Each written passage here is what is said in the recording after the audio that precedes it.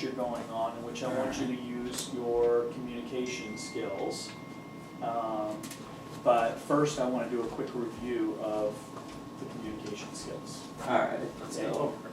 So, the two skills I'm going to want you to use a lot is listening and questioning. So let's start with listening. What is active listening? Active listening is being able to be, like, making eye contact, being able to, like, show that you're listening by keeping, I'm sorry, it's been a while since I've done this. That's so. okay, that's good. That's one of the things for listening. Active listening basically is actively doing things that shows that you're listening. That makes the other person feel like I would feel like I'm being listened to, and I would want to talk more. Mm-hmm. Okay, so eye contact, body language.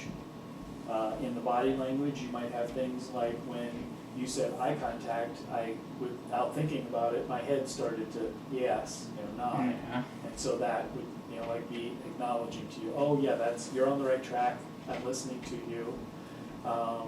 Saying Yeah, it's a good one. Okay, so and then another thing is that and we'll get to this a little bit more later, but questioning, when you listen to someone and then you follow up with a question about what they said, they know that you listened. You can't ask questions about the topic if you weren't listening. It would make it quite hard, wouldn't it? Yeah, so that helps. And then sometimes clarifying statements, which would be that, or summarizing. I listen for, like you say 5, 6, 7 sentences and tell me about something, and then I go back and say a clarifying statement. So did you mean this or this? Or I summarize it and say, it seems to me that you're talking about this. And then you can go, yep, and you know that I listened. Yeah. Because again, I can't summarize if I'm not listening. Okay?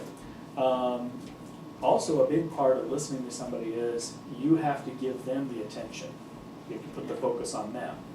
And so if you're feeling like I like to have people pay attention to me, and so when I get into a conversation with people, I want the attention.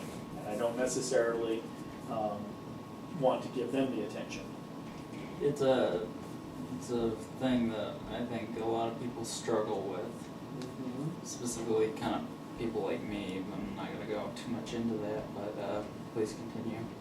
You're kind of an extroverted personality.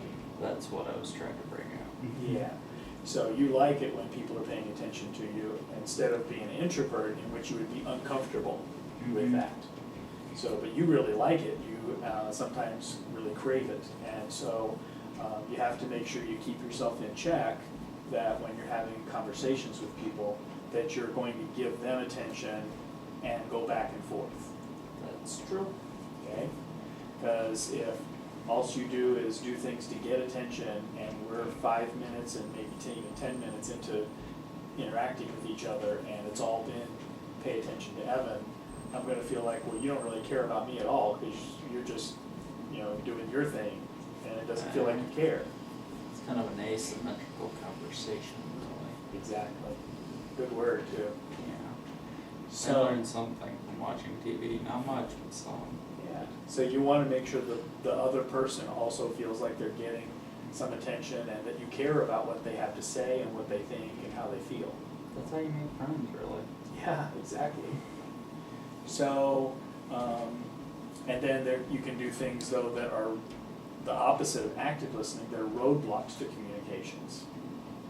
So, can you think of something that might make you feel like you're not being listened to or you're not being given attention? Well, to start off with, the opposite of eye contact is basically what I'm doing right now. Yeah. Drifting eyes. Which, this can be kind of difficult because, not just because there are interesting things to look at around here, but also because, depending on the conversation, some people can not be as interested as they want to be. Right. and so their eyes will wander. And I can't speak for everybody, but sometimes they are thinking about what they're gonna do when they're done with the conversation, really. And like, maybe I'm gonna go try this like food over here at the party or something, or oh, she looks cute, I think I'll go talk to her next. Right. But yeah, still.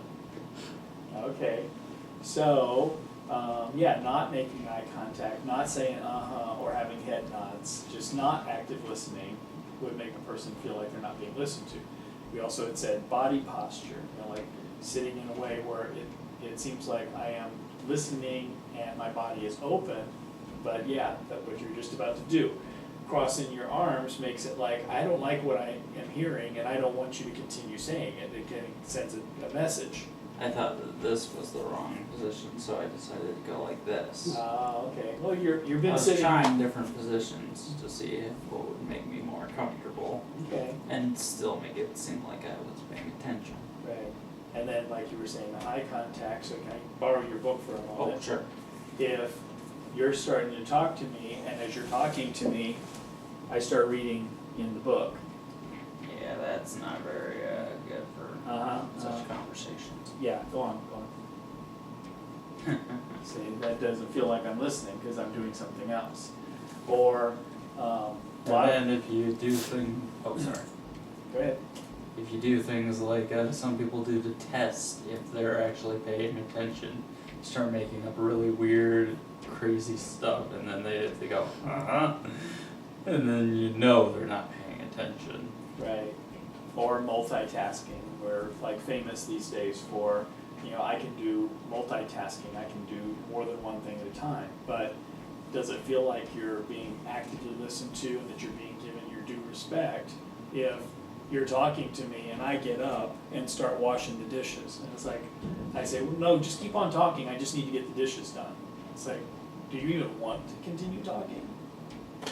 Probably not. Probably not. So there are things a person can do to throw up roadblocks, and that's basically all the opposites of the active listening. So you know what those skills are, and I want you to practice those when you're having conversations with people, especially if you're going to go to an event like at OU Cares or Anastasia or something like that, and you're going there with the goal of, hey, I'm going to go and join in on conversations and participate in them. You got to really use your active listening skills to, and then people are going to want to talk to you because they feel like you're listening to them and you're respecting them. Okay? These kind of skills can also come in use at like family gatherings, right? Yes. I've been told that by some friends of mine too. Yeah. So So there's lots of things that you could be doing that would allow you to use these skills, and so, but the more you practice them, the more they just come natural, and you don't have to think about doing it, you just automatically do it. you especially need them in a job circumstance. Yes. Okay, questioning is the other thing, and we had mentioned in the listening part of that if you ask people questions that are on the topic, then that shows them that you've listened to them talk about that topic and that you're interested enough to ask a question. What message are you sending if you listen to someone say 3 or 4 sentences about something and then your first response is to change the topic to something else? Well, from experience with somebody I know, and I'm not going to mention names, I think that that person would not probably be paying attention to you and probably be more of a extrovert, or at least maybe a little bit of one. Probably just wanting the attention for themselves, really. Okay, so then as the person who was doing the talking in the first place, you wouldn't feel like you're being listened to or you're not being given your due respect. If you are trying to tell somebody about a topic and they immediately change the topic, that's really kind of bad manners. In a way, yes, it's a good thing I don't know that too many people like that. Right. So whenever somebody talks to you about something, you want to ask them at least one question on the topic. It's true. Which, for some people that can be kind of hard. And sometimes it's hard to follow a conversation that goes on for a long time but you could potentially go back and forth on one topic for a long time. But there's usually a point in which you feel like the person who's mostly talking about it or who brought it up will feel like, I've talked about it enough, I'm ready for the topic to change. And the listener can also feel that I've asked you 2 or 3 questions on this topic and I'm ready for the topic to change, so then you bring up a new topic. Such as Chicago. Such as Chicago. So, one more thing on staying on topic, then changing topic, but there's one more thing on questioning, and that is that questions are either asked in depth, meaning on the same topic, and you ask deeper and deeper questions, so you stay with 1, 2, 3, 4, 5 questions on that topic. It might just be 1 or 2, and then you change topics. But again, it could be 5, it could be 10 questions on that same topic. But as you're talking about that one topic, there's going to be other information that is being given to you as the person who's listening. You're hearing other information which is bringing up questions about another topic. And that's a good time for you to be able to change the topic if you're ready. To do that is that, let's suppose that you start by talking to me about my work, and as I'm doing that, I'm talking about the things that I do at work and the people that I know, and that I mention a coworker who goes boating. And Excellent topic right there. then it gives you the opportunity to say, boating, I like boating, and change the My topic. dad owns a boat. My dad owns a boat. It's a sort of like shareholding with a friend of his, but he owns it nonetheless. Yeah. And my parents have a cottage on a lake. And, you know, so again, it's like it opens up another topic, so you go, okay, well now we're not just talking about John's work, but we're gonna switch the topic, because he gave me an opening, I'm gonna switch the topic and ask a question about the boating. Yeah. And then as we're talking about boating, maybe I mention some of my family, and you go, okay, I'm kind of feeling like I'm ready to change the topic again, so I'm going to change the topic to my family and his family, ask him some questions about family. Yes, but both people have to be sort of like prepared to change the topic. Right. You can't just spring it out of the blue, right? Well, you can ask a question on a new topic, like let's suppose I'm talking about work, and as I'm talking about work, I mentioned about a coworker who I went boating with one time, and then you change it to boating. I might then go, okay, I wanted to tell you one more thing about work, so I'll tell you that, Yeah. and then I can go back to the boating with you, and you would know, well, I wanted to finish this one topic up before we moved.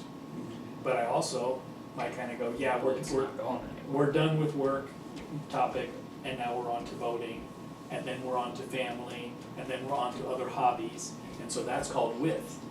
As you're having a conversation about one thing, other topics pop up that give you the opportunity to go into width. So it would probably not be that interesting of a conversation, or not showing a lot of interest in the person who's talking, if every time they brought up a topic, the first thing I did was change the topic. So it would be kind of like a lake. It's not very deep, but it's really long. Really wide, but not very deep. So you want to have some depth in your questioning, but then you can change topics, because you can get bored with just, if you're only going to talk about one topic, you could get bored with that and say, I've run out of things to talk about, so I need to end the conversation. Or this person brought up 3 things in the first topic that would give me 3 more topics to talk about with them. So I can switch topics to some of those other things. They brought it up. So a good conversationalist, going back to the lake metaphor, if I may, sort of a poor conversationalist would probably be more like a lake, like more width and then less deep.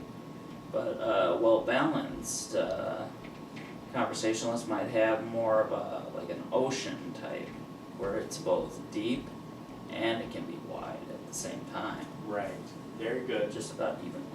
Okay, let's practice our listening and questioning skills. Alrighty then. You're getting ready to go on a vacation, so why don't you bring up the topic to me, and then I've been to Chicago on vacation 5 or 6 times, and I will offer you information if you ask me questions. Alright. The reason I wanted to go to Chicago in the first place was to take a road trip with America. And if you've been to this place 5 or 6 times, then you must know a lot about it. So, what are some of the main things about its history that I should know about? Because if I'm going to go to a place, I should know a little bit about its backstory. Okay, well, Chicago is one of the 3 largest cities in the United States, and it's one of the really big older cities going west from the coast. So you know that the United States was first founded in the East Coast. The first 13 states are all Yeah. along that Original area. colonies. Right. So, but from there, when it grew and started going west, most things got moved by ship. And you can actually sail from the East Coast through a bunch of lakes and channels up and around Michigan and come down on Lake Michigan. And Chicago is right at the bottom of there. And so Detroit became a hub or a big city early on because you could sail through and get to Detroit and they could drop off goods and then they could be transported further into the United States from there. But you could also sail around Michigan to Chicago and bring the goods even farther into the middle of the country. So it's a port city, right? It's a port city, and that's one of the things that made it so important early on in its history. Because again, you could bring goods from wherever all the way into Chicago or all the way into Detroit was another really big city, and it became really important because it was a port city. Alright. So, I've heard things about, like, this is one of the locations where Abraham Lincoln was famous for in parts of his history. yes, he was a senator from Illinois, and Chicago being the big city and the capital, that he was, that's where he came from when he ran for president as a senator of Illinois. No idea. Yeah, and I don't think he was born there, but he lived there a lot of his life, and then, Pretty sure he wasn't born there. Yeah. It was more south. yeah, I think he was farther south where he was born, and then he did move up again. I don't know all of my history about him, so that'd be something we could look up in books and read a little more about. For future videos. Yeah. So, so Illinois and Chicago are famous because of, one of the reasons is because of Abraham Lincoln, so that's some of more of the history. Alright. Now, let's see if I can remember some things. I know I haven't touched too much on its history, but I've heard that it does have some interesting sites for art. And art is quite pretty much related to history in a nice educational sense. Is there anything you know about the art they have there? Yes, that would be, for you going there today or now, in these times, that there's the Chicago Institute of Art, and around the world, it's one of the most prestigious of the art museums Not just in America, the world. in the whole world. And if you were to get an art book of world art, and you would look through it, and you would say, oh, look, this art is in Florence, Italy, from when that was a big time when they had lots of art going on there, and there was collectors. And here's stuff that's in France in the Louvre Museum. But you would also, as you're going through a book on world history of art, you would find a lot of pieces that there are photographs of and that they tell you about, and they would say, this piece is in the Chicago Institute of Art. So anyone who's an art history student is encouraged to go to that particular museum because there is so much world famous art where they've collected it. So they have, who Vincent van Gogh is. Yeah, I've heard of them. They've got an exhibit of his stuff. They've got stuff from the Renaissance. They've got Chinese art from the Ming dynasties. They've got, all kinds of periods of art. They've got whole wings of art or artists that are really famous. Bless you. Sorry. Bless you again. And touch you again. There's a cat in here. Yeah. That, so there is some really phenomenal art that anybody who's serious about art should try to get there, especially if you already live in America. I looked in this book and they said that there was a famous painting that they had at one of these museums, and it was something called American Gothic. And if I'm correct, that's the famous picture with the two couple from the country, one with the guy holding a pitchfork. Is that the right one? Yes, that is that one. I've always wanted to see that Where one. you could actually see not just a picture of it in a book, but you could see that actual painting by going there. And again, all kinds of other really famous artists and things that you've probably seen in books before, it's there. You can actually go and see it live. It's going to be a great experience, I'll tell you that. Yeah. Hardly wait. And right near the area where that's at, there's also Navy Pier. Yes, famous. There's the Field Museum with the science and technology and that kind of stuff. Don't forget astronomy. Yeah. There's an aquarium there. So there's a lot that you can do, all within walking distance, where there's like these about 5 or so places that people go to Chicago. Plus you're already in downtown Chicago, right next to the port. And so, but from that 1 square block where all these museums are at, you're also really close to the Sears Tower, which is one of the tallest buildings in the United States. You can take an elevator up to the top of there. I probably couldn't handle it, man. Okay. I'm afraid of heights. Okay, well, that's something that a lot of people go to do, but you go to the. It would be a great experience, though. If you like aquariums and that kind of stuff, you could go to there. The Field Museum, which has a lot of history in it, they've got like airplanes from famous people, like the Lindenberg that flew across. Isn't it Hindenburg? Well, there's the Hindenburg, which was a Zeppelin, which blew up, but they don't have that. But they have. That would be cool if they did. Charles Lindenberg was a guy who flew across the ocean from America to Europe, and or maybe it was the other way. Maybe he left from Europe and came here. But anyways, he flew across the ocean. It was the first time anybody had done it, and they have his airplane, the Spirit of St. Louis, that he Nice flew in. name. Yeah, so again, they spent a lot of money there collecting very important historical things, just like the art museum has collected important art throughout time. The Field Museum has collected a lot of historic pieces, and again, you can learn a lot about world history and American history by going there and taking time and going through and reading the plaques and the little things. And, so it's, very educational and interesting experience to be able to do that. Will open up your ability to have conversations with people about a lot of things, because you'll learn about a lot of different things. And as it stands right now, I need to work on my conversational skills. You're doing a good job. Yeah. So, on the subject of something called the loop, which I've heard that there are, I think, 3 different parts to. Is it? I'm not quite sure. But I know that the West Loop is famous for, like, restaurants and stuff like that, and I think the South Loop is a place for, like, condos and apartments. Am I getting this right?